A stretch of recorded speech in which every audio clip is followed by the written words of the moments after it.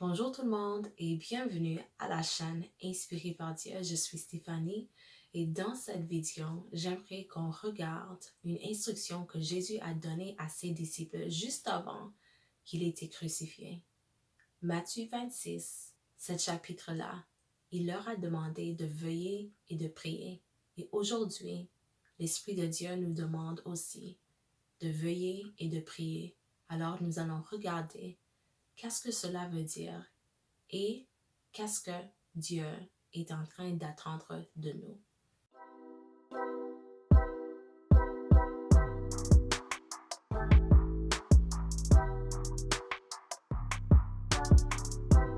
Si c'est la première fois que vous êtes en train de regarder une de ces vidéos, je vous souhaite la bise.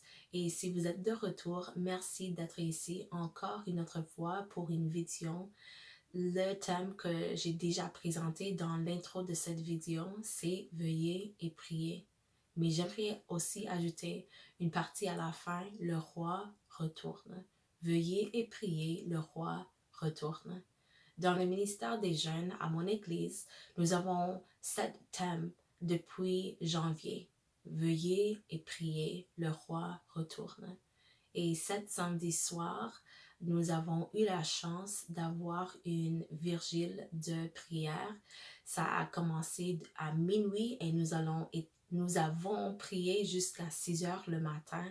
Nous étions là en train de louer Dieu, en train de partager les témoignages, en train de lire nos Bibles et nous avons lu le passage en Matthieu 26 et c'est pour ça que j'aimerais juste présenter, partager avec nous, avec vous aujourd'hui, quelques lignes, quelques commentaires que les personnes ont partagés lorsque nous étions en train de lire ce passage.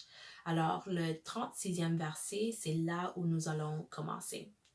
Là-dessus, Jésus alla avec eux dans un lieu appelé Gethsémane, et il dit aux disciples, « Asseyez-vous ici, pendant que je m'éloignerai pour prier. » Il prit avec lui Pierre et les 2 fils de Zébédée, et il commença à éprouver de la tristesse et des angoisses. Il leur dit alors, « Mon âme est triste jusqu'à la mort.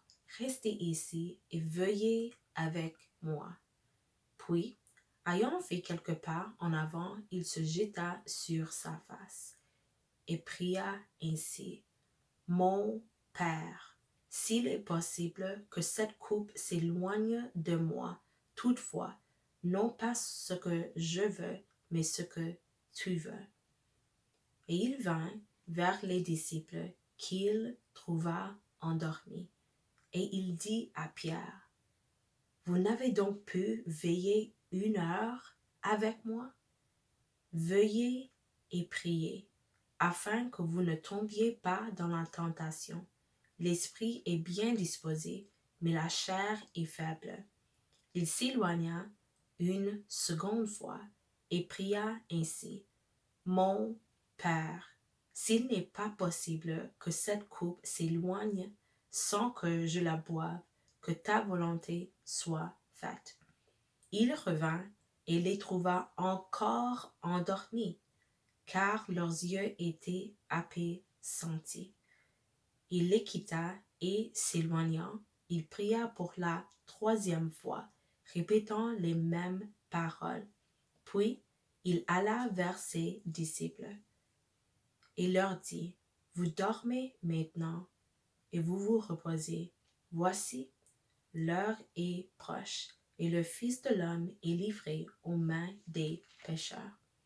Levez-vous, allons, voici, celui qui me livre s'approche. » Alors, voici le passage que nous avons lu, 36 jusqu'à 46, et j'ai pas tiré comme 4 choses qu'on peut faire quand Dieu nous demande de veiller et prier. C'était plutôt les commentaires que les personnes ont partagés qui m'ont vraiment touchée. Et c'est ça que j'aimerais partager aujourd'hui. Alors, j'ai pris quelques notes J'ai traduit parce que, bien sûr, je les ai écrits en anglais et je suis présentement en train de le partager en français. Mais la première chose que j'aimerais présenter de ce passage, voici, Jésus est venu envers ses disciples, les hommes qui ont marché avec lui pendant des années, pas une année, pas 2 années, 3 années. Ces hommes-là ont vu Jésus en train de boire, en train de faire des miracles, en train d'être comme un homme normal, mais aussi en train d'être le Fils de Dieu. Donc, ce sont des personnes qui sont accoutumées à Jésus, accoutumées à voir comme le mystère de cet homme. Et cet homme-là leur a demandé, veuillez avec moi. Et lorsqu'il est retourné, il leur a trouvé endormis. Et lorsque nous étions en train de lire, je me suis demandé combien de fois est-ce que Dieu ou le Saint-Esprit ou la parole de Dieu nous demande de veiller et au lieu de veiller, nous sommes en train d'endormir. Nous ne sommes pas en train de faire ce que Dieu nous demande de faire. Parce que le mot veiller là, c'est le mot en grec Gregorio, ce qui veut dire accorder une attention stricte. Quand nous sommes en train de dormir, nous ne sommes pas en train d'accorder une attention stricte. Le mot veiller veut dire être prudente ou active. Quand nous sommes en train de dormir, nous sommes en train d'être l'opposé d'active et l'opposé d'être prudent parce que nous ne savons même pas ce qui est en train de se passer quand nous sommes en train de s'endormir. Le mot veiller veut dire prendre garde pour qu'une calamité destructive ne s'abatte soudainement sur soi. Et finalement, le mot veiller veut dire être éveillé, être vigilante et se réveiller. Alors, ce qui est complètement opposé à ce que Jésus leur a demandé de faire, c'était ça qu'ils étaient en train de faire. Et c'est pas seulement les disciples de Jésus dans cet instant, dans cette situation. Parfois, Dieu nous a demandé de veiller sur une famille, de veiller sur notre famille, de veiller sur une entreprise, de veiller sur un ministère, de veiller sur quelque chose. Et au lieu de payer une stricte attention dans le monde spirituel, nous sommes endormis. Et parfois, naturellement, nous sommes endormis. Parfois, Dieu nous demande de se lever tôt le matin pour prier, mais nous sommes en train de s'endormir. Parfois, Dieu nous demande d'investir, d'être un mentor pour quelqu'un, un conseiller plutôt. Je ne connais pas si le mot mentor en anglais se traduit directement, mais le mot conseiller. Peut-être Dieu nous a demandé d'être un conseiller pour quelqu'un. Et si nous sommes honnêtes, nous n'avons pas vraiment pris une stricte attention à cette relation. Et par résultat, il y a quelqu'un qui devrait être encouragé, devrait recevoir du conseil, devrait être là dans une place où ils peuvent nous appeler sur le téléphone pour juste prier pour eux, mais nous ne sommes pas là. Alors, c'était la première chose que moi, j'ai notée lorsque j'étais en train de lire ce passage. Est-ce que je suis en train de m'endormir quand Dieu m'a demandé de veiller? Gethsemane, c'est mon père qui a présenté cette commentaire.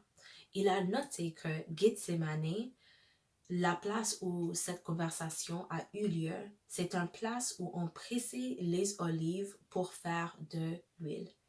Ainsi, l'endroit où le broyage, le fait de presser pour obtenir quelque chose de précieux, cet endroit-là où Dieu voulait produire quelque chose de précieux, ils se sont endormis. Et parfois, les situations qui nous pressent, ce sont les situations que Dieu veut utiliser pour produire quelque chose de précieux à travers notre vie, à travers notre obéissance, à travers notre soumission. Mais si nous ne sommes pas là en train de faire partie du processus, nous allons manquer ce que Dieu est en train de faire, vouloir. Nous allons manquer ce que Dieu veut faire dans cette place. Et parfois, ce n'est pas confortable. Je ne suis pas une olive, bien sûr, je suis une humaine, mais si quelque chose est en train de me presser, ça ne va pas être confortable, mais à la fin de ce processus, il y a quelque chose de très utile, très précieux, l'huile de l'olive. Gethsémane, c'était une place où Dieu, Jésus, était là en train d'être pressé. J'ai même pas écrit ça, mais on peut voir dans le 37e verset, ça dit, concernant Jésus, il commença à éprouver de la tristesse et des angoisses. C'était le processus d'être pressé qu'il entrait dedans. 38. Il leur dit alors, mon âme est triste jusqu'à la mort, et restez ici, veillez avec moi. Jésus, notre exemple, est bien accoutumé, il sait bien ce que cela veut dire d'être dans un processus où nous allons être pressés avec la tristesse, avec des angoisses, et il l'a fait pour moi et il l'a fait pour toi.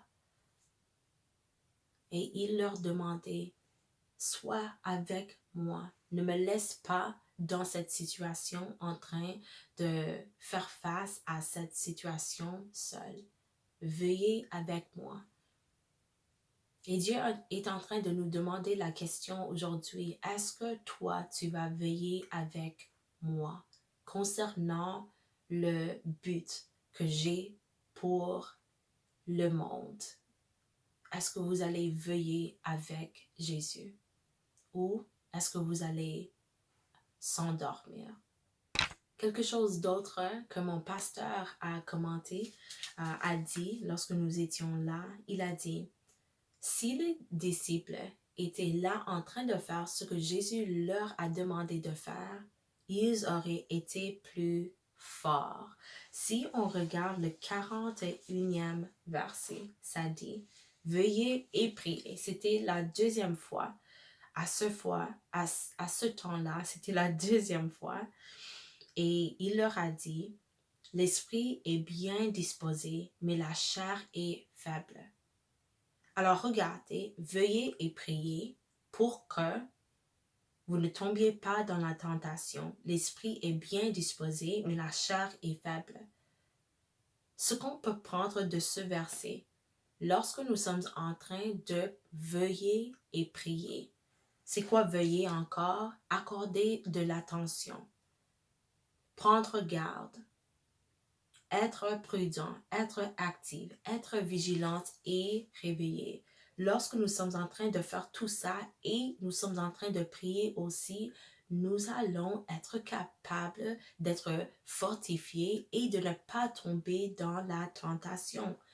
Alors s'ils étaient là en train de faire ce que Jésus voulait, ils auraient reçu de la puissance de Dieu.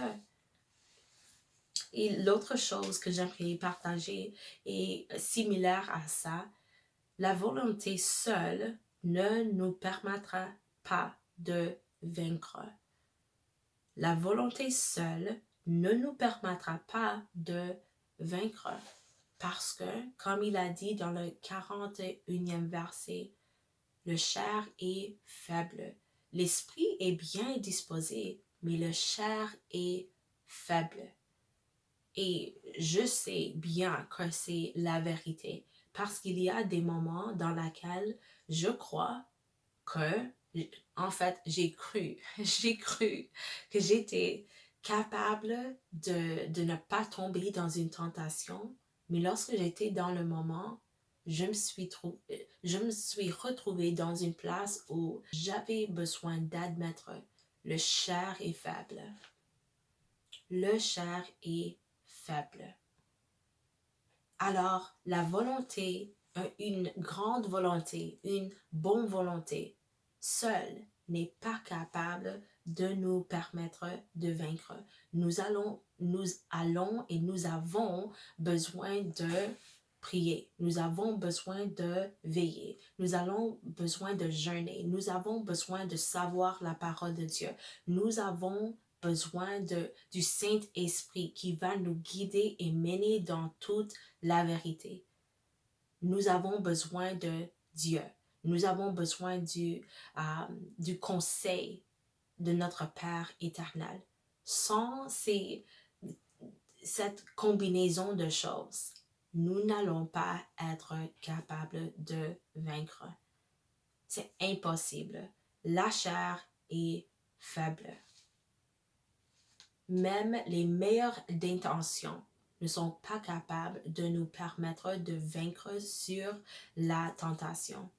Il nous faut la soumission à Dieu, il nous faut la soumission à l'instruction de Dieu. Et dans ce moment, l'instruction qu'ils ont reçue, veuillez et priez. Mais ils se sont endormis. J'ai aussi noté que Jésus ne leur demandait pas de prier pour qu'ils ne soient pas crucifiés, parce que il a déjà déterminé dans lui-même, Dieu, Père, si c'est pas possible que cette coupe me passe et si c'est nécessaire, absolument nécessaire que moi je le boive, je vais le boire. Alors, il ne leur demandait pas de prier pour qu'ils ne soient pas crucifiés. Il savait déjà, c'est ce que je dois faire. Mais voici quelque chose que nous avons discuté dans cette réunion. Pourquoi est-ce qu'il leur a demandé de prier?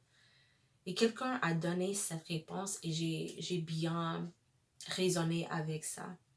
Il leur a demandé de prier comme invitation pour être fortifié, à renforcer sa foi et les leurs dans la place de prière. La Bible nous dit que la foi, ça vient à travers la parole de Dieu.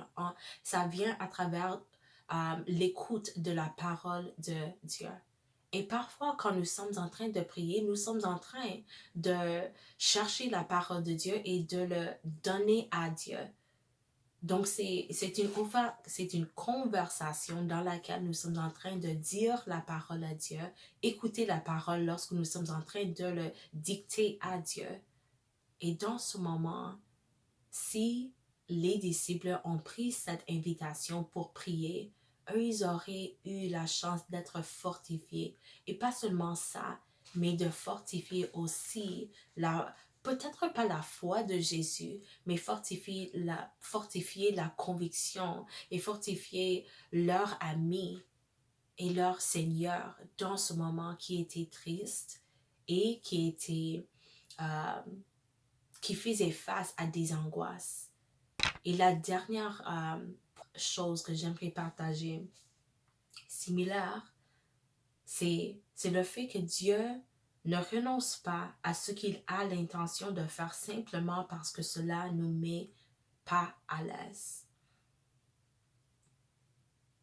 Parfois, les choses que Dieu nous présente et le chemin que nous avons besoin de marcher est difficile. Pour Jésus, dans ce moment, c'était difficile de savoir la création, les humains vont me tuer, ils vont me crucifier. Et moi, je ne vais pas leur arrêter. Je vais prendre sur moi tous les péchés de tous les humains dans le monde. Je vais prendre tout ça sur moi pour que ces humains soient sauvés. Il savait la magnitude de ce qu'il allait porter. Mais Dieu n'a pas renoncé son plan parce que ça allait être difficile pour Jésus. Et aujourd'hui, c'est la même chose. Il va y avoir des chemins, il va y avoir des croix et des coupes que nous avons besoin de boire qui vont être vraiment difficiles. Mais ça ne va pas changer le plan de Dieu. Dieu va être là avec nous. Il va nous guider, il va nous donner de l'endurance, il va nous donner la vision, il va nous donner le confort. Mais le croix va demeurer. Mais quelque chose qu'on peut prendre comme un confort. Jésus a été honnête avec Dieu. Il a demandé, Père, est-ce que c'est possible? Si c'est possible, j'aimerais pas boire ce coupe. Si c'est possible, j'aimerais trouver 42. Mon Père, s'il n'est pas possible que cette coupe s'éloigne sans que je la boive, que ta volonté soit faite. Il était honnête avec le Père. Il ne voulait pas boire ce coupe. Mais ce qu'il voulait le plus, c'était que la volonté du Père soit faite. Il a demandé pour ce qu'il voulait, mais au-delà de ce qu'il voulait, était la volonté du Père. C'était comme ça. C'était la volonté de Jésus ici et la volonté du Père ici. Et il a dit, Père, si ce n'est pas possible que cette création, que ces humains soient sauvés sans que je bois ce coupe, je vais le boire. Et la question que Jésus a posée à ses disciples dans ce moment est la même question qu'il nous pose aujourd'hui. Est-ce que vous êtes capable de veiller avec moi pour 1 heure seulement concernant les choses que Dieu nous a données? Veuillez et priez parce que le roi retourne. Il va bientôt retourner et il cherche ses disciples qui ont été vigilantes, qui ont été réveillés, qui ont payé stricte attention à ce qu'il leur a laissé de veiller sur.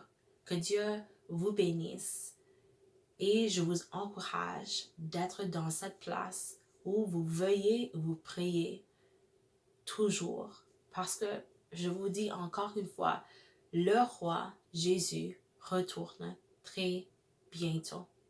Faites certain de vous abonner à cette chaîne. Je vais vous voir dans la prochaine vidéo.